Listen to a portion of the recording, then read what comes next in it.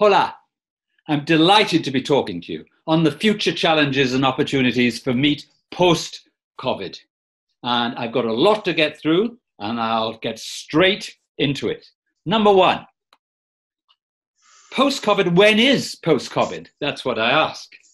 Because we don't know. Will it be a V-shaped, where suddenly down we've been at the bottom, and then we recover quickly? Or is it a U-shaped with a long bottom where we just bobble along the bottom before we recover? But increasingly, if I look around the world, you can see mini spikes appearing yet again. For example, in Melbourne, Australia, coronavirus strikes yet again. Or, for the worst, it could be an L-shaped where we don't recover. So what's my point here? That if you're a business, you've got to have more than plan A. We'd love to think it's just down and then up quickly. In 2021, we're back as normal, but that is unlikely. So we've got to have more than plan A. We've got to have a plan B, probably a plan C, depending on when the recovery comes. Secondly, I think that how consumers behave post-COVID will depend on their experiences during coronavirus itself. So I've put Argentina, the US and China just to compare experiences. You can see for Argentina that you're still on the way up. God forbid, you've had 2,000 plus deaths. But on a deaths per million, you're at 46.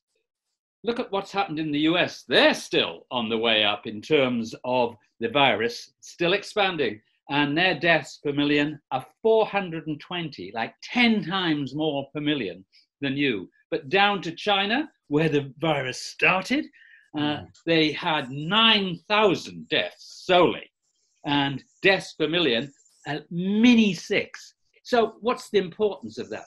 I think consumers, depending on the experience they have during coronavirus, will respond accordingly. So in China, why wouldn't you go to a restaurant?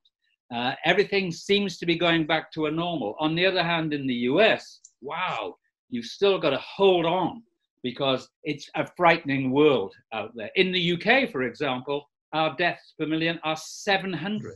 And older people in particular are very resistant about going out to restaurants, etc. And when will we recover once we're out of COVID?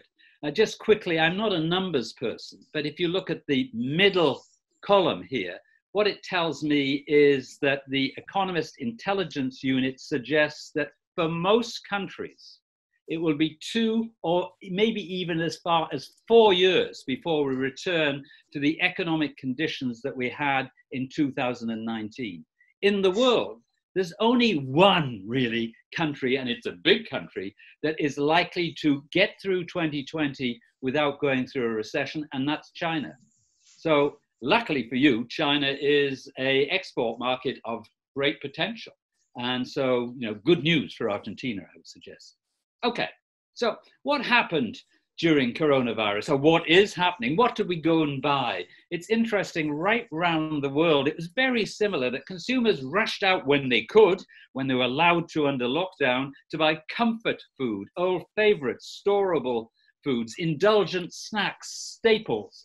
I would bet in Argentina that there was a rush on buying bottles of wine in case we had to stay indoors for a month or more. And also, I bet dulce de leche was bought because we want these little treats. But it's the same around the world. Certainly in Australia, I've got an example here, Tim Tam, which is a great famous chocolate biscuit. They sold out. And of course, almost the world over, we sold out of toilet paper. What about meat? There was a huge rush on lower priced value meats like minced or ground beef, for example. Who did well, or who is doing well out of COVID-19? Not many, but actually Big Food did incredibly well. What's Big Food? Big Food is Kraft Heinz, it's Nestle, it's PepsiCo, it's Mondelez. And if you can see, I've got a little graph on this slide which shows US food companies' retail sales May 2020 versus May 2019. And Campbell's Soup, for example, increased its sales by 35% year on year. In 2019, it was virtually going broke, and it's recovered in 2020. Why? Because in many countries, soup in cans was the order of the day. It intrigues me, McCormick & Co., an international spice company, why would its sales increase by 50% year on year? Well, because suddenly we found in many countries, not least in the West, that we had to cook and cook at home. And we needed spices for that. We hadn't cooked at home for a decade. And so we had to go and buy new spices because our other spices were either finished or just hopeless. So big food did well. Also, big supermarkets have done well. Why? Because we were driven there. A lot of small stores closed, but the big stores have done increasingly well. So what about the trends that are important for the meat industry? Well, quite clearly, right across the world, there's been a move towards grocery shopping, food shopping online. It doesn't matter where I look, I can see it, whether it be in Australia or anywhere in Europe, anywhere in Asia, it's the same thing. And what's more, that is likely to be sustained post-COVID. Does that matter? Well, I think so, in terms of deciding whether your product, whether it be a meat product or any other product, is suitable for sale online. Actually, online food shopping favors frozen foods. Frozen foods, people don't like to buy them in store, often as not themselves, because you've got to stick your head in a freezing cabinet. You've got to carry it home, worry about it defrosting. But online grocery shopping is great for frozen food, and frozen food has done well in most markets. Moving on. Here we go. 90%, 90%, give or take, of Asian consumers said they would be much more willing to buy daily necessities and fresh products, including fresh meat, online after the pandemic. And you know the implications of that. It means that there will be an accelerated decline of wet markets, of the traditional markets, particularly in Asia, as a source of fresh food purchases. And for two reasons. One, consumers will buy direct from supermarkets. The other is that there's this concern that wet markets were the cause of the problem, the coronavirus problem, not least in China. And 80% of consumers said they would pay attention to eating healthily after the pandemic. I'm not sure if that's plus or minus for meat. It may be more plus for chicken and fish than it is for the red meats. So who else, apart from online retailers, did well and are doing well? Actually, the small stores just around the corner from where we live have done well. I've taken a chain here, 7-Eleven. We all know it. It's particularly strong in Asia, but it's also present in many other parts of the world. And 7-Eleven, it's a serious player in the food to go market. Anybody who shops or visits Asia can notice that. It's a great source of purchase of ready meals, of snacks. And I think from a meat industry point of view, we have to decide, are we actually getting our products into those small corner stores? We need to. Third area that will do well, particularly post-COVID, is hard discounters, like Aldi, like Lidl, from the German hard discounters from Europe. But they're in many other parts of the world. Here's a new Aldi store in Shanghai. It doesn't look hard discount, but it is. It's not like the one I use. Now, why are they important? I'll give you an example from the UK. Here we go, Tesco. We all know Tesco. It's a significant supermarket retailer. Tesco now has a policy that on KVIs, key value items, like some beef cuts, they will compete directly with Aldi. They call it the Aldi price match. So here we are on the left-hand side, Boswell Farms diced beef. That is a Tesco brand, exclusive to Tesco. It matches the price of Aldi, £6.38 per kg. Or you can decide just to buy Tesco regular diced beef in their own private label, which is £8.34. So the Boswell Farms, which is priced against Aldi, is a 24% discount against the regular Tesco. It's that constant pressure that you see hard discounters are giving on price, which is causing all other retailers to have to follow. And that's going to just squeeze margins in the chain, and we'll have to watch for that. Here I'm using a Rabobank slide. They've got great analysts and a good global perspective. And it's making the point, which I completely agree with, that in a recession, under an economic crisis, consumers will trade down, not least for protein. And so, for example, trading down could mean I won't go out to eat at the restaurant, I'll stay at home and I'll eat lower value cuts. Indeed, from your perspective, what's worrisome is that beef is clearly a premium species, and that people tend to trade down from that, from beef, perhaps to pork, to poultry, and if you're poor, all the way down to eggs. And product groups, what does that mean? That rather than buying a ready meal in Western Europe, we will buy the ingredients, and again, lower priced ingredients. What about concepts? Concepts are, and when I'm giving my talks, I often talk about beef being the noun. And beef as a noun is relatively low margin. Where the margin is in the adjectives. What sort of beef? Is it organic beef? Is it grass-fed beef? Is it hormone-free beef? Is it Juan's beef, a specific farmer? And again, under economic pressure, people will trade down from that. They will say, yes, I'd like to buy organic, for example, but I can't afford to, so I'll buy the more regular. This trading down in protein. Do we have to sort of worry about it big time?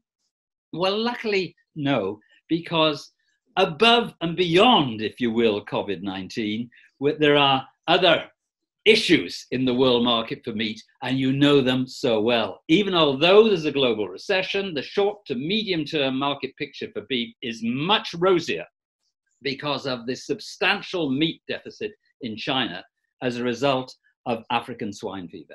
Because of that 20 million ton meat hole in China, it means you can hear a sucking sound for China, which is pulling meat from around the world in to satisfy their consumers. That's going to give some buoyancy, some upward pressure for meat, which is a good deal. Where's the premium end of the meat market? Really, I'm saying this with a smile on my face, but it's also a genuine opportunity. In the UK, for example, during COVID-19, there's been a huge rush of demand for puppies, for buying small dogs. So cockapoos, a cockapoo, you pay $4,000 or thereabouts for a puppy. Or for a French bulldog, it's $3,500 US dollars. So what, from a meat industry point of view? It's a wonderful opportunity for premium dog food. And we see it in our market. They're just growing, and it's more expensive than human food, for goodness sake. Okay, well, who did particularly badly in through the COVID pandemic? Well, clearly restaurants. And in most countries, it's been diabolical. I know because in the UK with my son, I'm a co-owner of 2 restaurants. And our restaurant has been closed. 2 restaurants have been closed for 4 months. It's been dreadful. It's been murderous. So does that mean it's the end of restaurants as we know it? Well, no, clearly after COVID-19, when we do recover, of course, restaurants will have a place. But actually, I think the format, the food service format is changing, will be changing. And why I say that is there's been an accelerated concentration in restaurant meal delivery services. So for example, Just Eat, which is one of the biggest Western restaurant meal delivery firms, acquires Grubhub in the US. Uber, as in Uber Eats, buys Postmates. And so now across the world, there are 6 or 7 companies which are hugely influential in providing an electronic platform and delivery for small restaurants all around the world. And they give them more than just delivery options. They also manage consumer information. And I would suggest most restaurants will increasingly notice that the proportion of food that they sell delivered to home will increase. In our particular case in the UK with my restaurants, in 2019, we had no takeaway component of our restaurant. Now it's about 35%, and I would think next year it will be more than that. So the restaurant world is changing, more a delivered world, I would suggest. Here's the two companies that dominate restaurant delivery in China. And so there are so few companies across the world offering these services, but they're very sophisticated and they understand consumers. Okay, from my perspective, I see the world of protein as being rather like an umbrella. And the umbrella is just getting larger, like a big golf umbrella. Seeking quality proteins, it's a global food megatrend. And from a consumer perspective, there are more protein foods, more than meat, under this big umbrella. What's the biggest protein food in the world? Well, it's plant-based proteins, not the new stuff we're seeing, but it's the historic, the traditional plant proteins. You know, for example, India, 1.3 billion people, is largely vegetarian. So that's a huge protein category, but it's in very slow growth. Meat, eggs, and dairy are in very healthy growth, 20% plus growth over the next 5 years. It's a brilliant time to be in meat. Wild caught fish, slow growth. We're running out of fish. Aquaculture, really growing quickly. And let's remember, for us in the meat business, that fish and seafood as a composite category is bigger than beef. It is bigger than pork. It is bigger than poultry. So it's a real competitor, and we must keep looking at what's happening in fish. Asia and sub-Saharan Africa are the fastest growing regions for protein, not least for meat. What's the slowest? Aging Europe and Japan. And overall, as ever, it's China, which is the largest market. Moving on. So if we want to look at how we're doing in meat, you know, for example, in beef, it's a great traditional meat. I think we really have to spot the massive long-term disruptor in the global meat industry. And that long-term disruptor is poultry, is chicken. It's not a disruptor in the same way as, say, Amazon, which has sort of revolutionized retailing, or Uber, revolutionizing the whole business of taking a taxi, or Airbnb. But over a 60-year period, look what's happened in the US. It's this constant improvement in market share for overall meat. And so I asked the question, why has chicken done that? And why have not other meats been able to emulate that? Chicken is used on so many occasions. I was in Canada recently, just before the outbreak, the virus outbreak. And here I am in McDonald's where they're saying, chicken for breakfast. Yes, please. So looking to grow your market, adding another eating occasion is a wonderful way of doing it. In most markets, the notion of beef for breakfast would be much more challenging than for chicken. So why is it been so successful?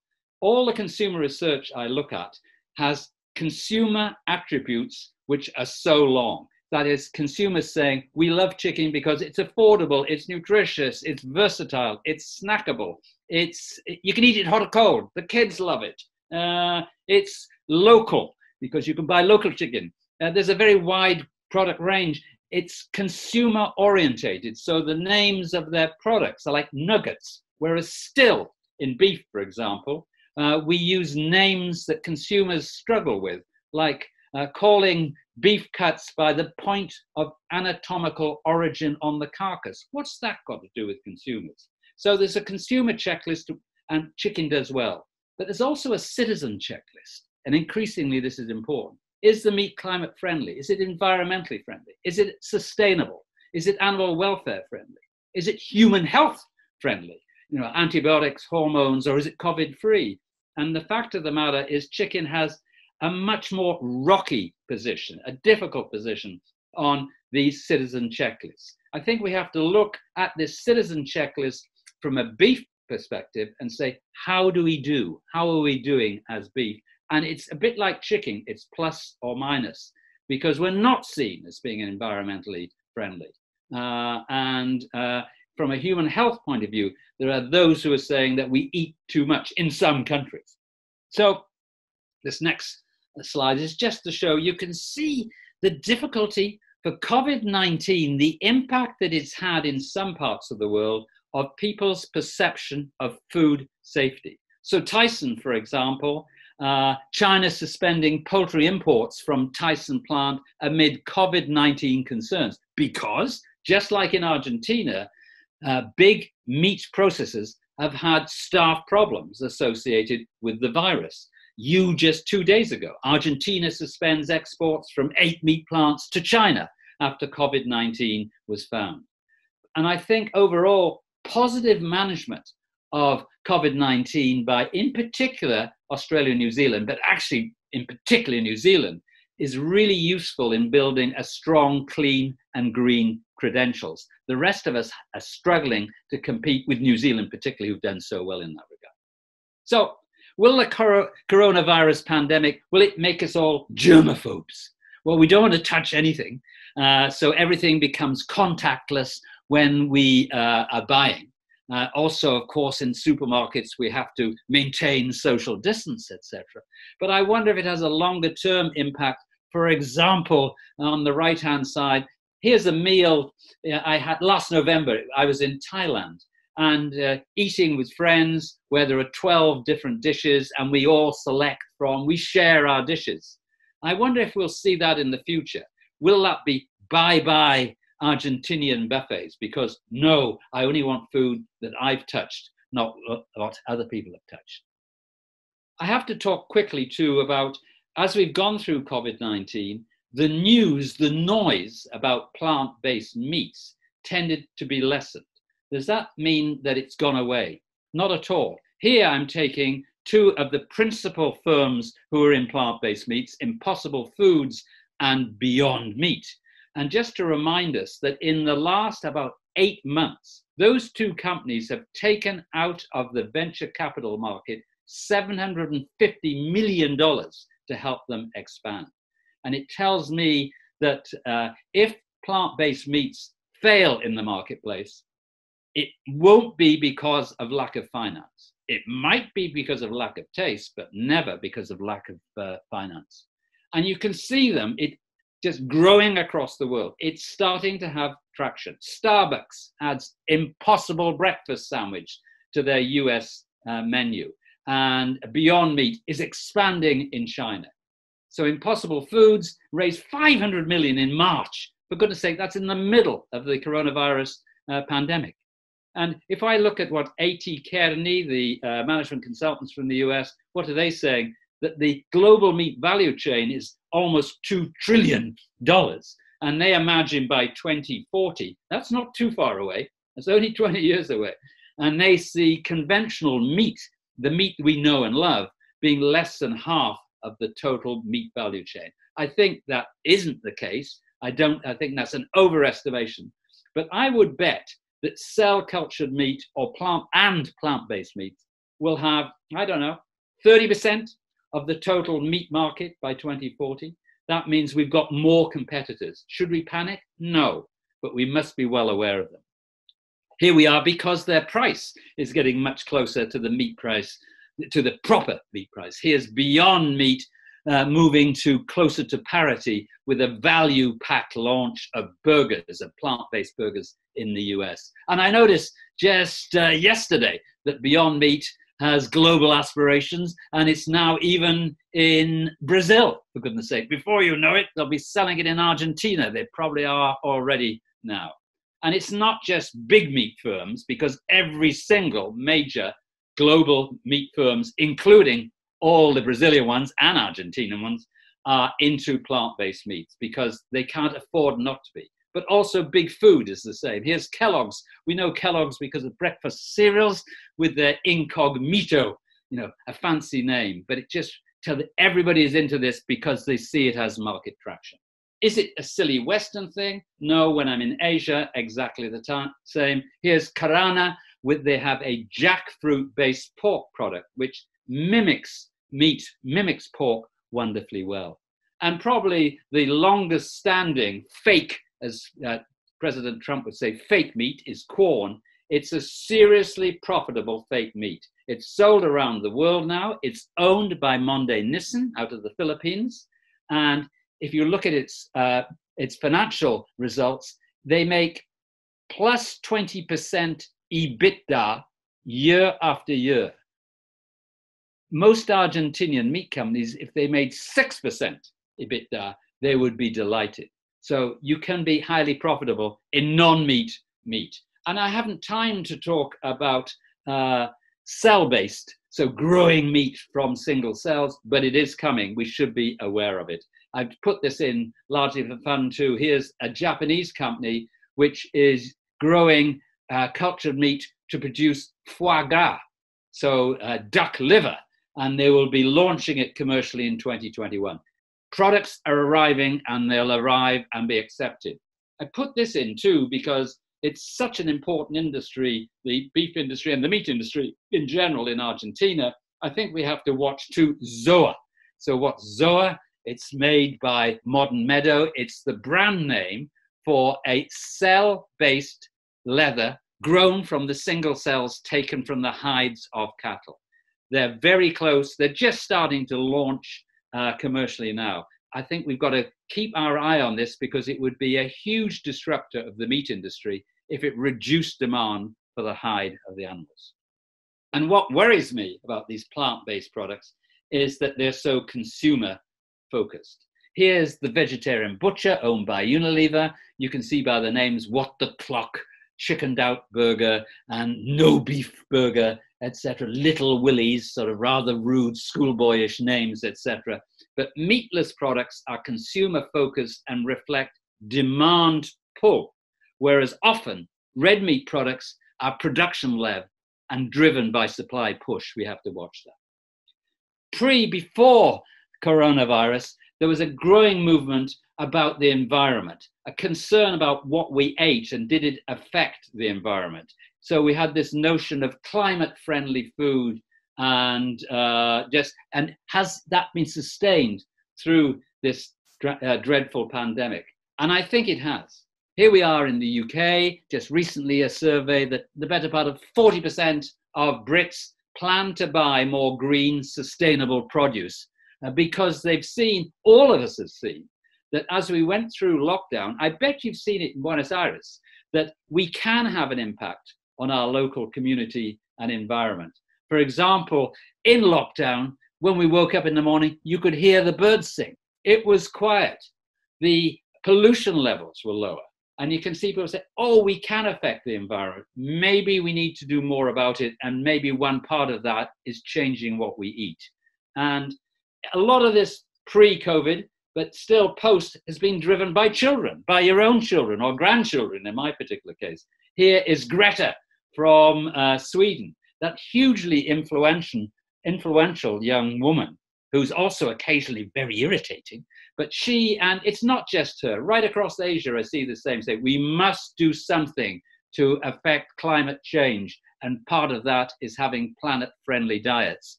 And that is threatening, I think, for red meat, because it's not just small children. Here's the United Nations saying plant-based diets are key in tackling climate change. In the UK, the government is saying cut meat intake by 20%. And when they say meat, they generally mean red meat. So there's a threat there. And how do we do? Here I've looked at the relative greenhouse gas emission impact of selected protein foods. And the fact of the matter is that feedlot beef is at the highest level of all the protein products, as far as I can see. So I've set that at index 100. And then how do all other protein foods score relative to feedlot beef?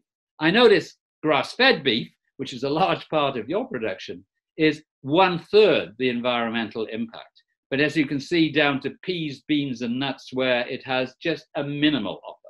And so this whole issue of the environmental impact of livestock production is going to become increasingly important, and we have to present our case to consumers to show them we understand the issues and that we are responding to them. Because let's go to New Zealand. Carbon tax on meat is no longer a hypothetical thing. In New Zealand, it will be introduced unless the livestock industry respond in terms of carbon emissions, methane emissions in particular. So it's a reality. We have to respond.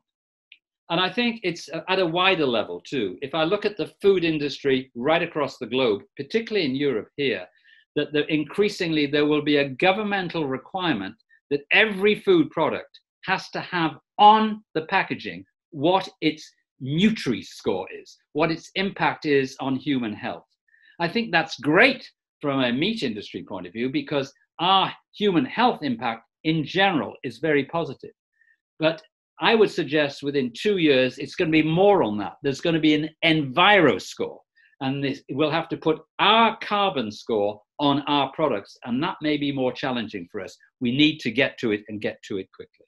I was amused 2 days ago that Burger King has a new sustainability plan which will reduce cow farts by feeding them lemongrass. Have a look at the videos. They've been, when I was looking at the advertisement, which is in video format, there was 2.2 million views on the day that I was looking at it. You can see big food, quick service restaurants, they know they have to address this or they'll get into trouble with their consumers. So almost done here. And what would I say? What's my, if I'm looking at the Argentinian meat industry, what would be a really heavy duty recommendation? I know you're addressing it at some level, but what is quite clear pre-COVID-19, but also post-COVID, perhaps even more, is that consumers are increasingly interested in discovering where does our food come from? Why do you want to know the story behind the food and drinks that you buy? They want to learn where the ingredients come from. They want to know who produced the beef, where was it produced, how was it produced, and they want the detail of the story. And you have such a strong story to tell. I've got a little mini story here, but it's an Australian story, and I'm putting it in because I know the farm. It's Australian Organic Meat Company. So on the left, you can see a woman and a man farmer. The woman is called Simone Tully, and she and her husband have an 8,000 acre, whatever that is in hectares, in the middle of Australia. And she and other farmers are selling organic meatballs, not even premium products really, into the US. But they've got a wonderful story and they tell it well. 50 acres per animal. People love that idea of the story and they like to know who the producer is. You need to expand your story. And that's my lot. I hope you've got something out of it. And I've certainly enjoyed talking to you, even without seeing you. But thanks again.